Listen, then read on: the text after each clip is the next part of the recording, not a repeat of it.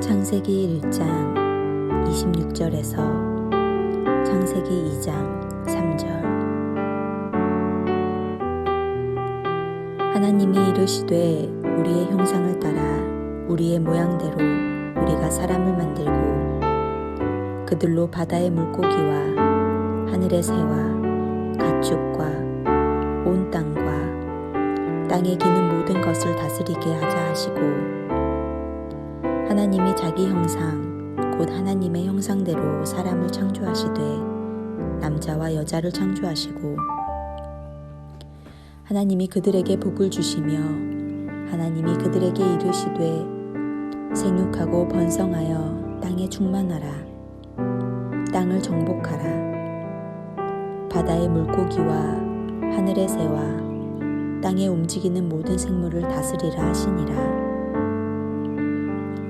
하나님이 이르시되 내가 온 지면에 씨 맺는 모든 채소와 씨 가진 열매 맺는 모든 나무를 너희에게 주노니 너희의 먹을 거리가 되리라. 또 땅의 모든 짐승과 하늘의 모든 새와 생명이 있어 땅에 기는 모든 것에게는 내가 모든 풀을 먹을 거리로 주노라 하시니 그대로 되니라. 하나님이 지으신 그 모든 것을 보시니 보시기에 심히 좋았더라. 저녁이 되고 아침이 되니 이는 여섯째 날이니라. 천지와 만물이 다 이루어지니라. 하나님이 그가 하시던 일을 일곱째 날에 마치시니 그가 하시던 모든 일을 그치고 일곱째 날에 안식하시니라. 하나님이 그 일곱째 날을 복되게 하사 거룩하게 하셨으니 이는 하나님이 그 창조하시며 만드시던 모든 일을 마치시고 그날에 안식하셨음이니라.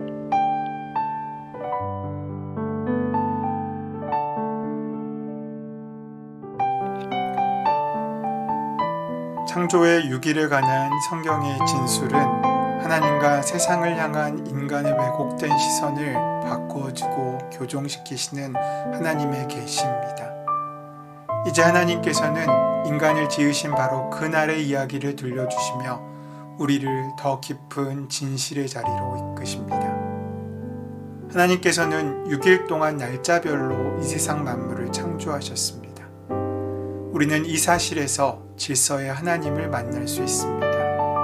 그냥 창조하신 것이 아니라 하나님의 계획과 설계를 가지고 우리를 만드셨다는 것입니다. 여기서 기억해야 할 것은 질서와 사랑은 긴밀한 관계가 있다는 것입니다. 가령 가족이 만들어지는데 사랑만으로는 부족합니다. 사랑과 함께 질서가 있어야 합니다. 부모는 부모대로, 자식은 자식대로 질서 속에서 사랑의 어우러짐이 있는 것입니다. 만일 사랑만 있고 질서가 없다면 그 가정은 결코 복된 가정이라고 말할 수 없습니다. 이처럼 하나님께서는 각기 종류대로 창조하시고 적절하게 질서를 유지해 가도록 우리를 지으셨습니다. 세상의 진화론은 약육강식과 적자 생존 방식을 통해서 약한 것이 강한 것에게 잡아먹히게 되고 환경에 잘 적응하는 것만이 살아남는다고 말합니다. 그러나 생태계는 조화와 균형을 이루며 자연스럽게 먹이사슬을 운영하며 보존됩니다. 거기에는 강자도 약자도 없습니다. 오직 질서와 사랑만 있습니다.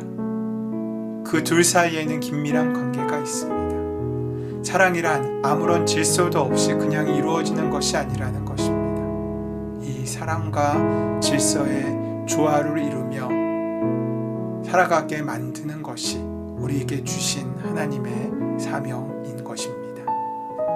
인간은 하나님께서 그 지으신 목적과 의지를 밝히신 유일한 피조물입니다. 하나님께서는 하나님의 형상대로 우리를 만드셨습니다.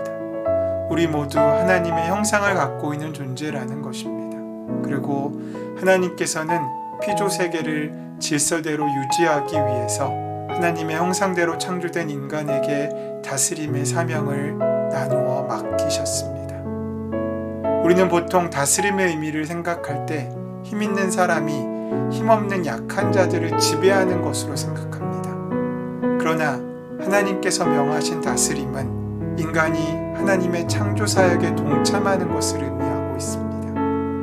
인간에게 주어진 다스림의 사명은 하나님께서 창조하신 피조물을 보살피고 돌보는 것입니다. 인간이 자기 것을 다스리고 마음대로 하는 것이 아니라 하나님께서 맡기신 피조물을 관리하고 하나님의 뜻에 합당하게 돌보는 것입니다. 다시 말해 다스린다는 것은 그 책임을 다한다는 것입니다.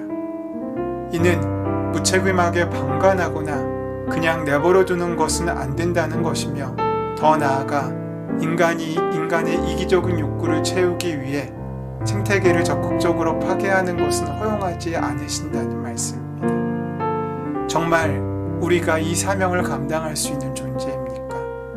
하나님께서는 그런 우리에게 복을 주시고 이 모든 창조를 흡족해 하시며 안식하셨습니다. 거기에 해답이 있습니다. 하나님께서는 질서의 세계로 아름답게 만들어진 세상과 인간을 보시면서 매우 좋아하십니다. 특별히 인간의 모습을 보시면서 심히 좋아하셨습니다. 31절 말씀을 보시면 하나님이 그 지으신 모든 것을 보시기에 심히 좋았더라. 저녁이 되며 아침이 되니 이는 여섯째 날이니라.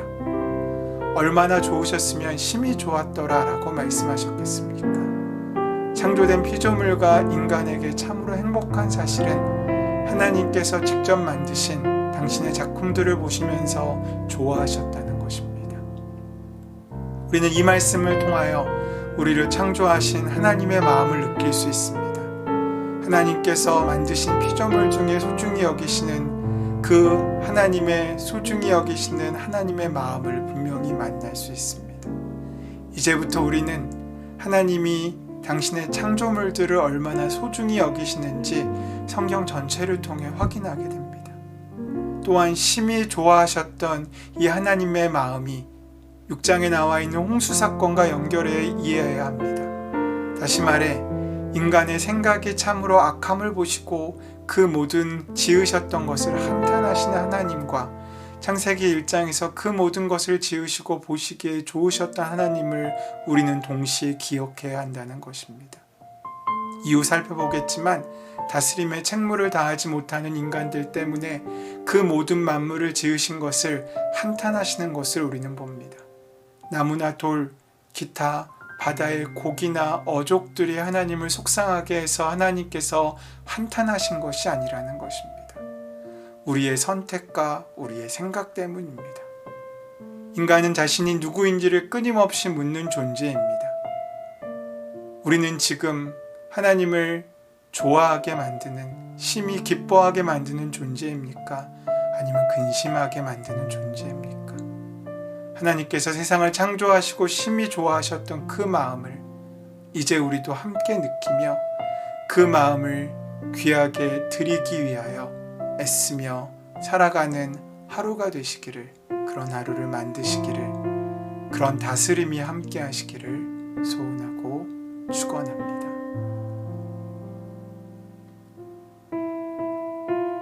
은혜의 주님, 부족한 저도 하나님께서 기뻐하시는 하나님의 작품이라는 사실이 너무나 귀하고 감사합니다. 부디 그 사실을 기억하고 잊지 않고 하나님도 기쁘시게 해드리는 귀한 사명을 감당하는 우리가 될 수 있도록 인도하시고 함께하여 주시옵소서. 주의 은혜가 함께하실 줄 믿사오며 감사하며 예수님의 이름으로 기도드립니다. 아멘.